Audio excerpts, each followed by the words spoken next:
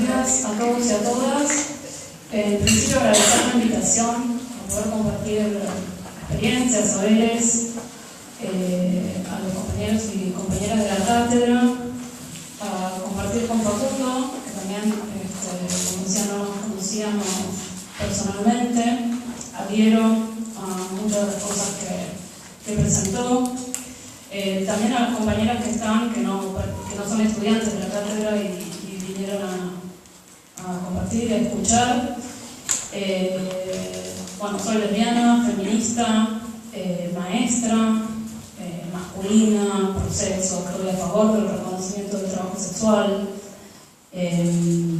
Y mi experiencia docente en el aula fundamentalmente aconteció en la ciudad de Neuquén durante 14 años en escuelas públicas. Desde el 2014 vivo en Capital. Y para este encuentro preparé un texto que se llama Experiencias de la vida, políticas del saber y poéticas del cuerpo, que de algún modo tiene un hilo autobiográfico con una costura teórica, podríamos decir. Hace 20 años que soy docente, específicamente maestra. Así es como se nos conoce a quienes trabajamos en el nivel primario. Depende del espacio y el tiempo en que se movilice ese significante identitario, adquiere diferentes sentidos, incluso antagónicos: reproductoras del sistema, empleadas técnicas del saber socialmente significativo, trabajadoras precarizadas, piqueteras y luchadoras, putas que osan ocupar el espacio público para la protesta gremial, criaturas de vagancia exasperante que se dedican a tomar mate, y un etcétera importante que da cuenta de cómo operan las categorías identitarias según los contextos y coyunturas históricas. Hace un poco más de 20 años que me enamoré por primera vez de una chica, y fue justamente en el Instituto de Formación Docente en el que estudiaba en Plotier, una ciudad a 18 kilómetros de Neuquén. Una atracción apasionada y recíproca que provocaba que ir al instituto tuviera un plus de magia que matizaba la abulia de las clases y que posibilitó mucho la finalización de mis estudios después de desertar de manera sistemática de varias carreras universitarias. Fascinada con la experiencia inédita de mi cuerpo, esa seducción y excitación mutua atravesaba las clases de cada materia: fundamentos de la educación, filosofía, didáctica de la matemática, observación y práctica, introducción a la psicología, entre otras. Hacíamos grupo juntas para estudiar, activamos el centro de estudiantes del instituto junto a otros y otras compañeras y disputábamos cada clase con los profesores más rancios y autoritarios. Muchísimos años más tarde, una profesora de aquel entonces, a quien comenté de esa relación lésbica que ni siquiera imaginaba, me reveló que entre los profesores nos habían apodado a las dos como Manglaren y Giroux, dos referentes de la pedagogía crítica que solían escribir juntos. Sin embargo, esa experiencia del frenesí del cuerpo, del erotismo desatado, de los sentidos estallados, que encontraba paradójicamente en los baños del instituto, ya que son parte importante de la arquitectura normativa del género, el escenario de su máxima expresión, cuando nos encerrábamos a besarnos y también a coger. No hallaba relación alguna con los contenidos que se dictaban en las materias, incluso en las cátedras con posturas más críticas, como la de residencia, la que era reconocida por su particular forma de hacer frente a la acreditación. Todos y todas las residentes estábamos aprobados de antemano con una nota unificada como un modo de disolver la preocupación por la aprobación y así despejar esa ansiedad, enfocarnos al tratamiento crítico del contenido.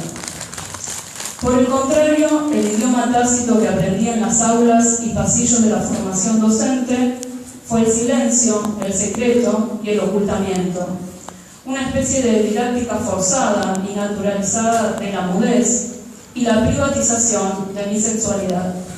En suma, una lubricada y activa pedagogía heterosexual.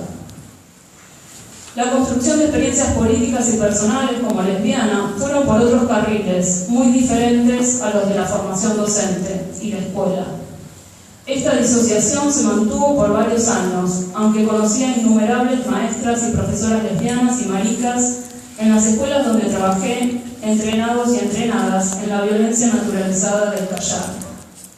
Casi finalizando la década del 90, con el neoliberalismo menemista habiendo arrasado el país, comencé a activar en el feminismo. Conocí colectivas, leí fanzines, libros, participé de actividades e intervenciones públicas. En Neuquén formamos junto a otras compañeras, fugitivas del desierto, lesbianas feministas, un grupo de intervención artístico-política que buscaba alterar los imaginarios culturales heteronormativos de la ciudad y que fue un potente dispositivo de subjetivación política al hacer de cada vivencia personal un objeto de reflexión política y teórica.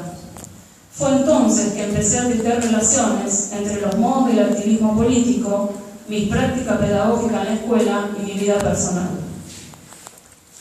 A su vez, la vida como docente en el sur estuvo marcado por la participación en las acciones sindicales de protesta, signadas por la represión policial. En el 97, en mi segundo año de trabajo, fue la primera vez que un sindicato docente cortaba una ruta, en este caso el puente que unía Neuquén y Cipolletti, ante el feroz ajuste del gobernador Zapac y en oposición a la implementación de la Ley Federal de Educación. Durante el acampe que sostenía el piquete, yo flirteaba con algunas amantes que se unían a la protesta. Entre las tortas neuquinas, las movilizaciones docentes son reconocidas como un espacio de levante y seducción. Una noche llegó el desalojo de la gendarmería y al día siguiente, en Cutralcó, el asesinato por parte de la Policía Provincial de la empleada doméstica Teresa Rodríguez. 10 años después, en el 2007, también en abril, en otro intenso conflicto gremial, la Policía Provincial reprimió brutalmente en Arroyito un corte de ruta que nunca llegó a completarse y fusiló por la espalda al maestro Carlos Fuentealba mientras se retiraba del lugar. Durante el acampe en la Casa de Gobierno, activamos con Fugitivas del Desierto, sumándonos a la exigencia de renuncia de quien fue el responsable político del asesinato, Jorge Sobius, aliado en ese año con el PRO de Mauricio Macri para las elecciones presidenciales, promoviendo un proyecto político que encuentra en la actualidad su atroz y acelerada efectivización. Criminalización de la protesta social, desfinanciamiento de la educación y salud públicas, estatización del beneficio a los capitales privados y extranjeros, la privatización y militarización del espacio público y la impunidad a los genocidas de la última dictadura militar en un clima de conservadurismo moral. Al día de hoy solo fue juzgado y encarcelado el policía que disparó, al tiempo que fueron absueltos todos los responsables políticos de la represión y del operativo policial. Así, la consigna feminista, lo personal es político, cobró tal fuerza que revolucionó mi práctica docente. Y fueron apareciendo las conceptualizaciones forjadas por la lucha feminista y la disidencia sexual para dar cuenta de los sistemas de opresión. Heteronormatividad, patriarcado, binarismo de género, el género como tecnología política, performatividad del género, la sexualidad como dispositivo de control, el deseo como construcción cultural, políticas de identidad, micropolíticas de la resistencia, lesbo, homo, transfobia, interseccionalidad, racismo erótico, entre muchos otros, que mostraban cómo los procesos de sexualización, generización, racialización y nacionalización, entre otros, no pueden ser pensados de manera independiente. La escritura fue el arma política y poética que me permitió construir experiencia política y pedagógica, un dispositivo de pensamiento para tramar relaciones, preguntas, conexiones e interpelaciones acerca de cómo la heteronormatividad en tanto régimen político y no como práctica sexual, es decir, como una institución que regula los cuerpos y el uso de los placeres, organizaba los saberes y prácticas escolares. Porque la heteronormatividad es fundamentalmente un régimen de escritura de los cuerpos, que naturaliza las categorías de varón y mujer y que se sostiene sobre la presunción heterosexual. Al tiempo que me visibilizaba como lesbiana en las escuelas donde trabajaba, con disímiles experiencias de recepción, que abrían diálogos inéditos con estudiantes y maestras, engendraban dudas, estimulaban pánicos y activaban sanciones o rechazos, iba repensando la historicidad de las relaciones entre homosexualidad y educación. Recordemos que la homosexualidad, así como la heterosexualidad, son creaciones médico-jurídicas del siglo XIX. La palabra homosexualidad fue creada en 1869 y años más tarde fue incluida como una desviación sexual en el libro Psicopathia Sexualis del psiquiatra alemán Krafft Ebing. En el mismo año se funda la Escuela Normal de Paraná, la primera escuela normal de Argentina creada por Sarmiento, que comienza a funcionar en 1871, coincidente con el auge de la construcción y despliegue de la homosexualidad como patología. Este diagnóstico se volvió un modo privilegiado de organizar el saber represivo del Estado y la regulación pedagógica de los cuerpos. Varios pedagogos argentinos de principios del siglo XX, que a su vez eran médicos o abogados, van a expresar su preocupación por la educación y el contagio de la homosexualidad, por la virilidad menguada de los inmigrantes, la autonomía sexual de las mujeres y la práctica del tribalismo y el onanismo recíproco entre ellas. Los ingenieros proponían en 1903 la extinción agradable de los incurables y los degenerados. Violette Massé advertía sobre la peligrosidad de las obreras, que rechazaban el modelo católico patriarcal de esposa obediente y madre prolífica, y las representó como la amenaza de una infección homosexual. Al tiempo que Víctor Mercante, pedagogo especialista en educación de las mujeres y criminología infantil, expresaba su preocupación por las mujeres que no se casaban, inventó una epidemia de pluralismo que se estaba propagando dentro del sistema educacional argentino entre mujeres jóvenes y adolescentes de escuelas estatales y privadas, proponiendo la educación nacionalista como profilaxis contra el mal de lesbianas profesionales. Pedagogos que nos hacían leer en el Instituto de Formación Docente, pero cuyo pánico sexual se obliteraba y silenciaba, incluso se naturalizaba. Así también sucedía con la homofobia de José Martí, el gran pensador de la independencia latinoamericana. Con inquietudes más contemporáneas podríamos interrogarnos qué hubiera sucedido si Paulo Freire habría sido marica, qué sería de su pedagogía del oprimido.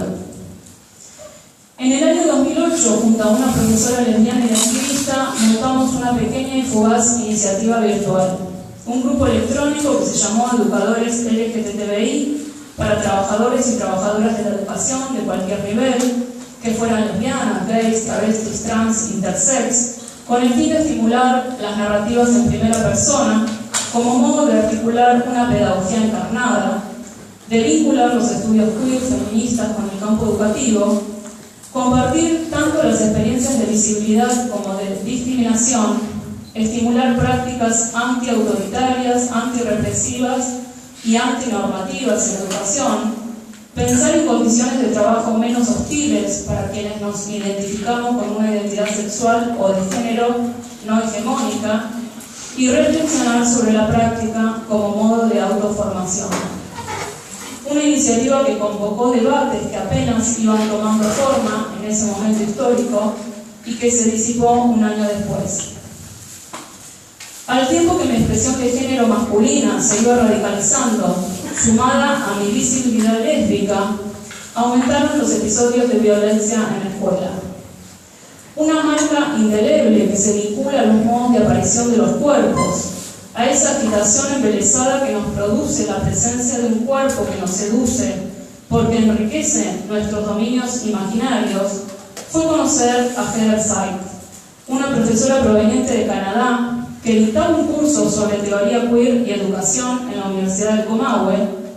Con su pelo corto y rapado y una campera negra de cuero, se presentó como una lesbiana butch, una lesbiana masculina, como jugadora de rugby y como profesora universitaria.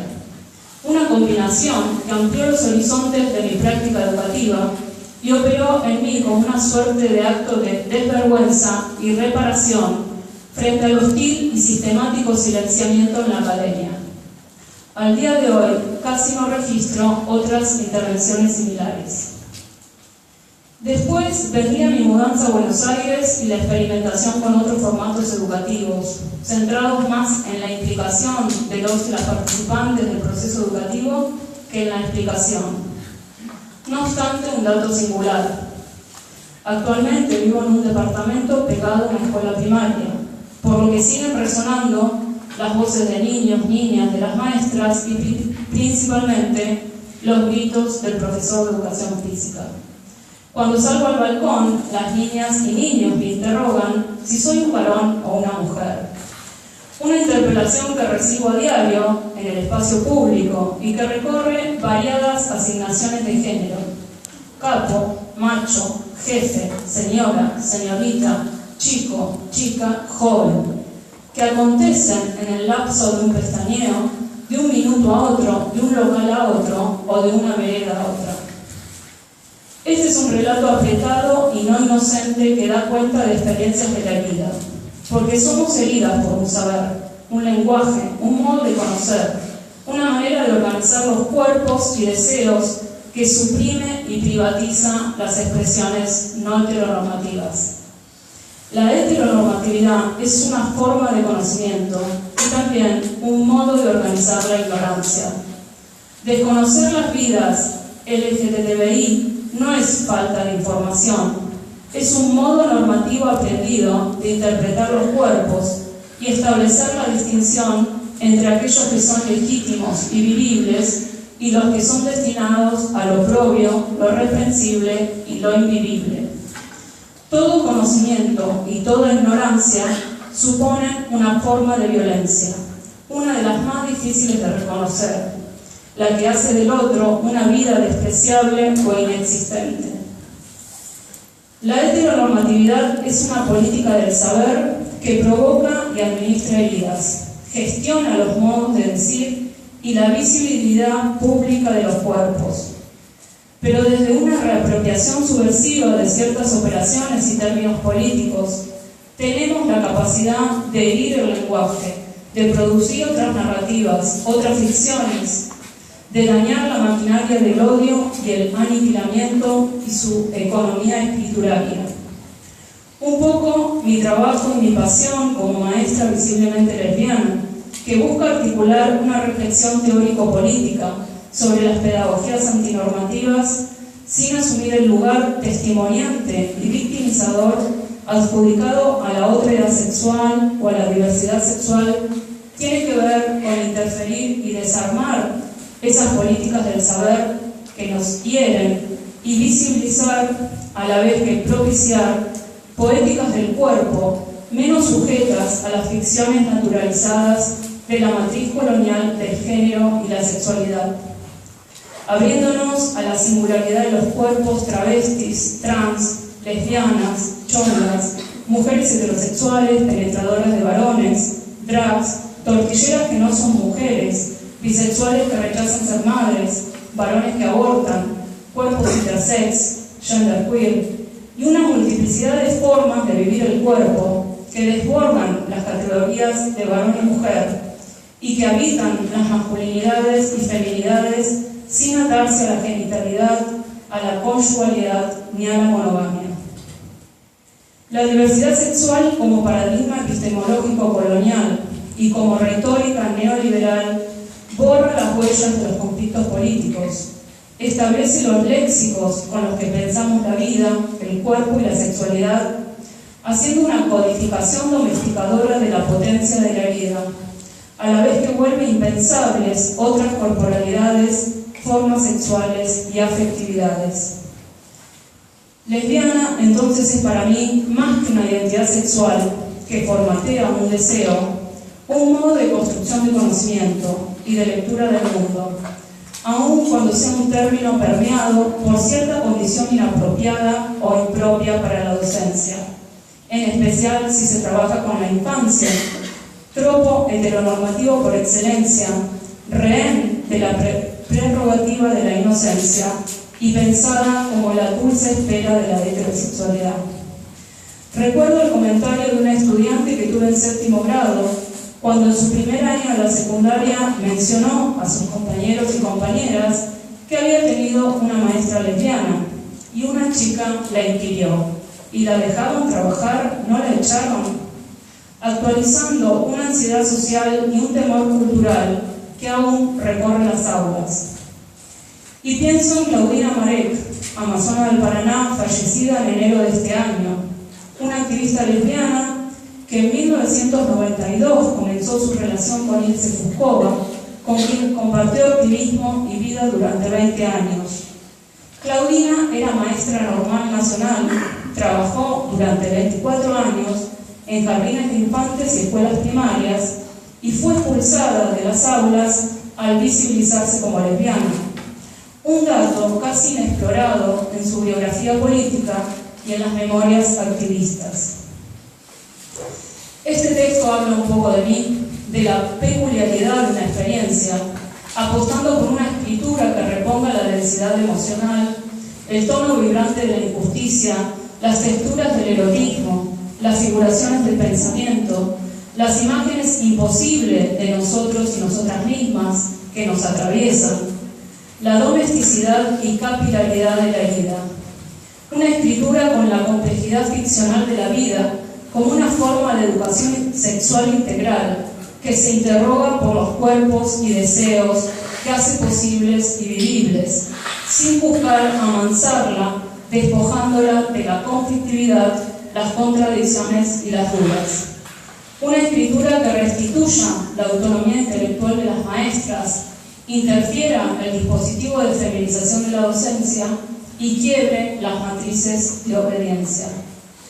Este texto habla de esas políticas del saber que exterminan o empoderan, de esas poéticas del cuerpo que son archivos del daño y también memorias de la insurrección y la desobediencia. Pero fundamentalmente este texto, como una cámara de ecos, habla de muchas otras vidas, cuerpos e identidades que hacen de la vida la pulsión deseante de la emancipación. Gracias.